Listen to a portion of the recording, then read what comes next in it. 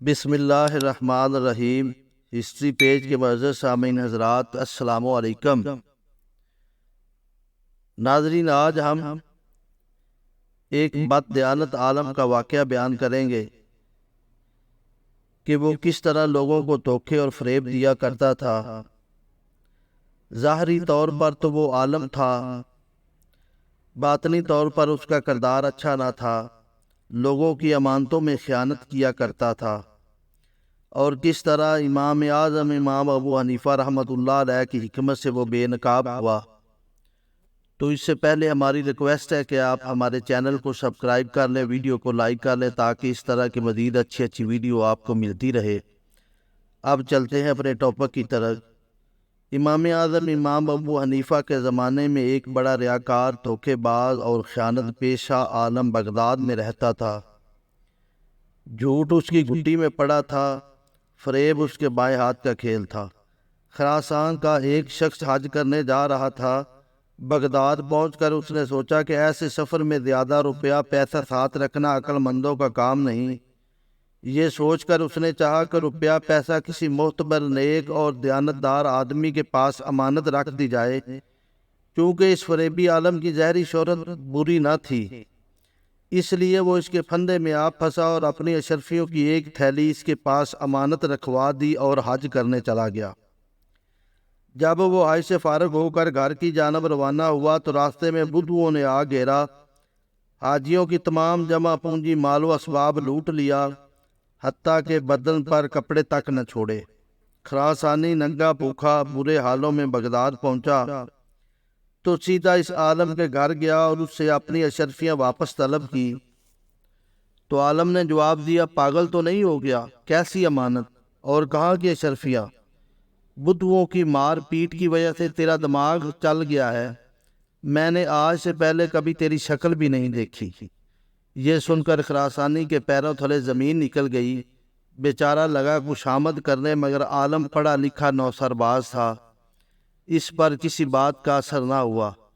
آخر روتا پیٹتا ایک دوست کے گھر آیا اور اسے اپنی آپ بیتی سنائی۔ دوست نے کہا کہ امام اعظم امام ابو حنیفہ رحمۃ اللہ علیہ کی خدمت میں جاؤ، امید ہے وہ کسی ترکیب سے تمہارا روپیہ نکلوا دیں گے۔ خراسانی امام ابو حنیفہ کی خدمت میں پہنچا اور ان کو سارا واقعہ سنایا۔ انہوں نے جواب دیا، کل آنا، میں تمہارے بارے میں سوچوں گا۔ خراسانی چلا گیا تو امام صاحب نے کسی کو بھیج کر اس عالم کو بلوایا اور اس سے کہا، تمہیں معلوم ہے کہ مدت سے امیر المومنین مجھے مجبور کر رہے ہیں کہ میں بغداد کی قضاء کا عہدہ قبول کر لوں، میں انکار کر رہا ہوں۔ کل مجھ سے کہنے لگے، اچھا اگر تم کسی طرح رضامند نہیں ہوتے تو کوئی اور شخص تجویز کرو جو علم، پارسائی اور پرہیزگاری میں کمال رکھتا ہو۔ میں نے بہت سوچا، آخر اس نتیجے پر پہنچا ہوں کہ اس منصب کے لیے تم سے زیادہ موزوں شخص کوئی اور نہیں مل سکتا، اس لیے میں نے تمہیں بلوایا ہے۔ اگر منظور ہو تو میں امیر المومنین کو اطلاع بھجوا دوں گا۔ دولت اور عہدے کے بھوکے عالم نے یہ بات سنی تو خوشی کے مارے پھولا نہ سمایا، بے قرار ہو کر بولا، میں بڑی خوشی سے اس خدمت کے لیے حاضر ہوں۔ امام اعظم امام ابو حنیفہ رحمۃ اللہ علیہ نے فرمایا، اتنی جلدی نہ کرو، گھر جاؤ، کل تک سوچ کر مجھے جواب دو، میں اسی وقت فرمان منگوا لوں گا۔ عالم خوش گھر پہنچا۔ اس رات خوشی کے مارے اسے نیند نہ آئی۔ جیسے تیسے کر کے رات گزری تو صبح امام اعظم امام ابو حنیفہ رحمۃ اللہ علیہ کی خدمت میں حاضر ہوا۔ ابھی اسے آئے ہوئے زیادہ دیر نہ ہوئی تھی کہ وہ مقررہ وقت پر خراسانی بھی آ پہنچا۔ مکار عالم نے اسے دیکھا تو بڑے پرتپاک طریقے سے سلام کیا اور کہنے لگا، تم کہاں غائب ہو گئے تھے؟ میں نے تمہاری تلاش میں کنوؤں میں بانس ڈلوا دیے، مگر تمہارا کچھ پتہ نہ چلا۔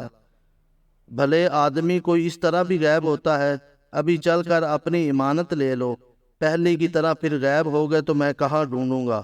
میں ایسی امانتیں رکھنے سے باز آیا جہاں تلاش کرنے میں وقت اور فکر میں نیند خراب کرو، اور مجھے اس میں کچھ لینا دینا بھی نہیں ہوتا۔